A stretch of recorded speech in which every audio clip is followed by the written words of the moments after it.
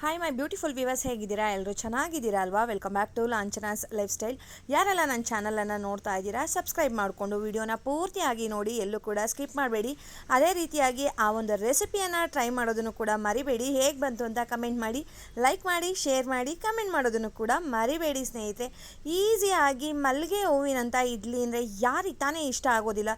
ಪ್ರತಿಯೊಬ್ಬರೂ ಕೂಡ ಇಷ್ಟಪಟ್ಟು ತಿಂತೀವಿ. ಇನ್ನೂ 2 ಎಕ್ಸ್ಟ್ರಾ ತಿಂತೀವಿ. ಸಾಫ್ಟ್ ಆಗಿದೆ, ಸ್ಪಾಂಜಿ ಆಗಿದೆ ಅಂತ ಹೇಳಿದ್ರೆ ವಿತೌಟ್ ಸೋಡಾ, ವಿತೌಟ್ ಈನೋ ಹೇಗೆ ಮಾಡ್ಬೋದು? ಈ ಒಂದು ರೆಸಿಪಿಯನ್ನು ಈಸಿಯಾಗಿ ಮಾಡ್ಬೋದು. ಡಿಪೋ ಅಕ್ಕಿಯಿಂದ ಮಾಡ್ಬೋದು. ಬನ್ನಿ ಹೇಗೆ ಮಾಡೋದು ನೋಡ್ಕೊಂಡು ಬರೋಣ. ನಾನು ಮೆಷರ್ಮೆಂಟ್ಗೆ ಅಂತ 1 ಕಪ್ಪು ಅಳತೆಗೆ ಇಟ್ಕೊಂಡಿರ್ತೀನಿ ಸ್ನೇಹಿತರೆ.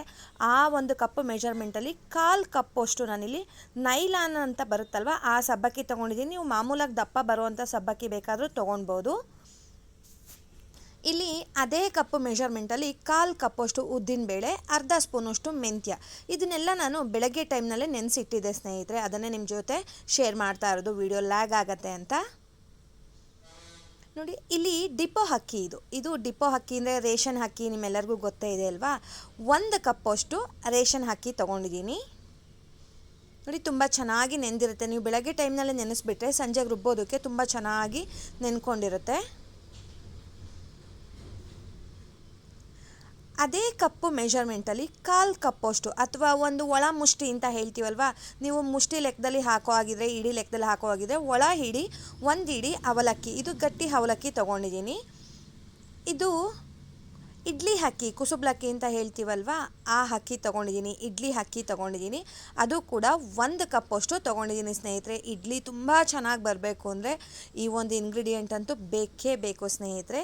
ಇದನ್ನೆಲ್ಲ ಬೆಳಗ್ಗೆ ಟೈಮ್ನಲ್ಲೇ ನೆನೆಸಬೇಕು ಸ್ನೇಹಿತರೆ. ಆದಷ್ಟು ಅಕ್ಕಿಯನ್ನು ಸ್ವಲ್ಪ ತರಿಯಾಗಿ ರುಬ್ಕೊಳ್ಳಿ. ಈ ಅಕ್ಕಿ ಜೊತೆಲಿ ಮೇಯ್ನಾಗಿ ಒಂದು ತುಂಬ ಟೇಸ್ಟಿಯಾಗಿ ಬರಬೇಕು ಇಡ್ಲಿ ಅಂತ ಹೇಳಿದ್ರೆ 2 ಮೀಡಿಯಮ್ ಸೈಜಿಂದು ಈರುಳ್ಳಿ ಹಾಕಿದ್ದೀನಿ ಸ್ನೇಹಿತರೆ. ಪ್ರತಿಯೊಂದನ್ನು ಕೂಡ ಫೈನ್ ಪೇಸ್ಟು, ತುಂಬ ನುಣ್ಣಗೆ ಅಂತೀವಲ್ವ, ಆ ರೀತಿಯಾಗಿ ರುಬ್ಬಬೇಕು. ಎಲ್ಲ ಒಂದು ಪಾತ್ರೆಗೆ ಹಾಕ್ಕೊಂಡಿದ್ದೆ. ಬಬಲ್ಸ್ ಬರಬೇಕು. ನಾವು ಮೇಯ್ನಾಗಿ ಉದ್ದಿನಬೇಳೆ ರುಬ್ಬಬೇಕಾದ್ರೆ ಲಾಸ್ಟಿಗೆ ಫೈನ್ ಪೇಸ್ಟ್ ಆಗಿದೆ ಅಂತ ನಮ್ಗೆ ಹೇಗೆ ಗೊತ್ತಾಗುತ್ತೆ ಅಂದರೆ ಅದರಲ್ಲಿ ಬಬಲ್ಸ್ ಬರೋದಕ್ಕೆ ಶುರುವಾಗುತ್ತೆ ಸ್ನೇಹಿತರೆ. ಆ ಟೈಮ್ನಲ್ಲಿ ತುಂಬ ಚೆನ್ನಾಗಾಗಿದೆ ಅಂತ ಉದ್ದಿನಬೇಳೆನ ಮಾತ್ರ ನೀವು ಆ ರೀತಿಯಾಗಿ ರುಬ್ಕೊಳ್ಳಿ. ಎಲ್ಲದನ್ನು ಕೂಡ ಚೆನ್ನಾಗಿ ರುಬ್ಕೊಂಡು ಒಂದು ಪಾತ್ರೆಗೆ ಹಾಕ್ಕೊಂಡು ಆದಷ್ಟು ಕೈನಲ್ಲೇ ಕಲಸಿ ಸ್ನೇಹಿತರೆ, ತುಂಬ ಚೆನ್ನಾಗಿ ಬರುತ್ತೆ ನೋಡಿ.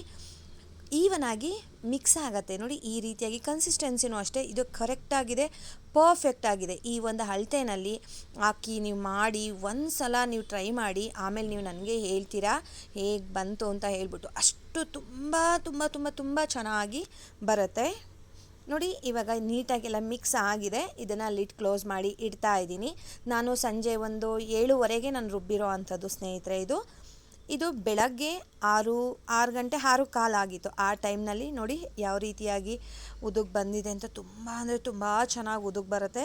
ಇದಕ್ಕೆ ಈ ಟೈಮ್ನಲ್ಲಿ ನಾನು ಉಪ್ಪನ್ನು ಹಾಕ್ತೀನಿ. ನೈಟೇ ಯಾಕೆ ಹಾಕಿಲ್ಲ ಅಂತ ಹೇಳಿದ್ರೆ ಹುಳಿ ಬರುತ್ತೆ ಅನ್ನೋದಕ್ಕೋಸ್ಕರ ನಾನು ಉಪ್ಪನ್ನು ಹಾಕಿರಲಿಲ್ಲ. ಇವಾಗ ರುಚಿಗೆ ಬೇಕಾದಷ್ಟು ಉಪ್ಪನ್ನು ಆ್ಯಡ್ ಮಾಡಿ ಲೈಟಾಗಿ ಮಿಕ್ಸ್ ಮಾಡಬೇಕು ಸ್ನೇಹಿತರೆ. ನೋಡಿ ಎಷ್ಟು ಚೆಂದ ಉದುಗ್ ಬಂದಿದೆ ಅಂದರೆ ತುಂಬ ಚೆನ್ನಾಗಿ ಬಂದಿದೆ. ನಾವು ಉದುಗ್ ಬಂದಿರೋದ್ರಲ್ಲೇ ಹೇಳ್ಬೋದು ಇಡ್ಲಿ ಅಥವಾ ದೋಸೆ ಹೇಗೆ ಬರುತ್ತೆ ಅಂತ ಹೇಳ್ಬಿಟ್ಟು.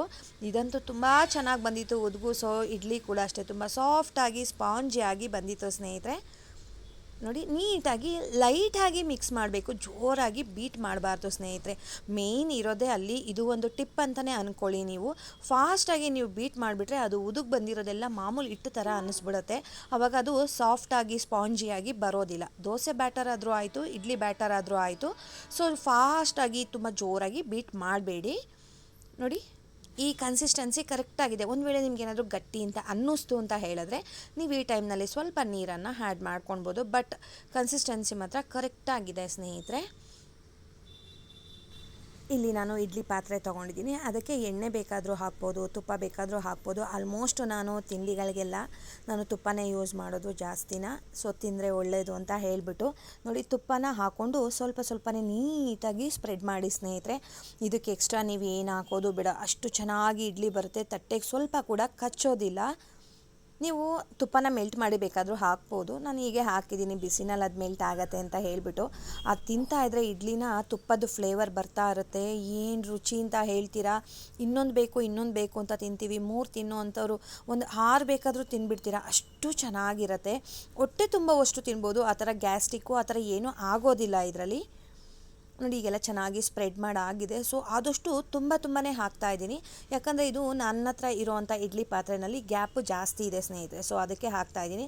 ಕೆಲವೊಬ್ಬರು ಇಡ್ಲಿ ಪಾತ್ರೆಯಲ್ಲಿ ಗ್ಯಾಪ್ ಕಡಿಮೆ ಇರುತ್ತೆ, ಆವಾಗ ಒಂದು ಅರ್ಧ ಭಾಗ ಹಾಕಿ, ಅದು ಸ್ವಲ್ಪ ಉಬ್ಬುತ್ತೆ ಅಲ್ವಾ.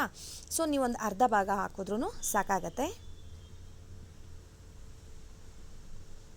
ನೋಡಿ ಈ ರೀತಿಯಾಗಿ ಒಂದೊಂದು ಪ್ಲೇಟಿಗೂ ಫಿಲ್ ಮಾಡ್ಕೊಳ್ಳೋಣ. ನಾನು ತುಂಬಾ ಹಾಕ್ತಾಯಿದ್ದೀನಿ. ನಮ್ಮ ಮನೆಯಲ್ಲಿ 2-3 ತಿಂದರೆ ಸಾಕು ಅಂತ ಹೇಳ್ತಾರೆ. ಸೊ ಸ್ವಲ್ಪ ದಪ್ಪ ಇರೋದನ್ನ ಹಾಕ್ಕೊಟ್ರು ಕೂಡ 2-3 ಅಂತ ಅಂದ್ಬಿಟ್ಟು ಅಂತ ಇರ್ತಾರೆ. ಸೊ ಅಲ್ಲಿ ಸ್ವಲ್ಪ ನಮಗೆ ಸಮಾಧಾನ ಆಗುತ್ತೆ, ದಪ್ಪ ಇದೆಯಲ್ವಾ ಚೆನ್ನಾಗಿದೆ ಅಂತ ಅಂದ್ಬಿಟ್ಟು. ಹೊಟ್ಟೆ ತುಂಬುವಷ್ಟು ತಿಂದಿದ್ದಾರಲ್ಲ ಅನ್ನೋದೊಂದು ಖುಷಿ ಆಗುತ್ತೆ.